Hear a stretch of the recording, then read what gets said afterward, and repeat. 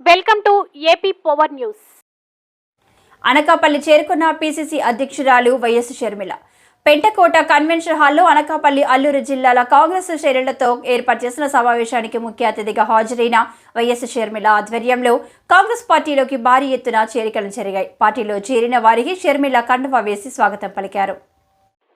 ఈ కార్యక్రమంలో 2 జిల్లాల నుండి భారీ ఎత్తున కాంగ్రెస్ శ్రేణులు పాల్గొన్నారు. వక్తలు మాట్లాడుతూ గతంలో కాంగ్రెస్ నుండి ముఖ్యమంత్రి అయిన రాజశేఖర్ రెడ్డి అనేక సంక్షేమ పథకాలు చేపట్టి ప్రజల గుండెలో చిరస్థాయిగా నిలిచిపోయారని, మళ్లీ ఆయన బిడ్డగా పిసిసి అధ్యక్ష పదవి చేపట్టిన షర్మిల ఆధ్వర్యంలో తిరిగి ఆంధ్రప్రదేశ్లో కాంగ్రెస్ అధికారం చేపట్టడం ఖాయమని జోస్యం తెలిపారు.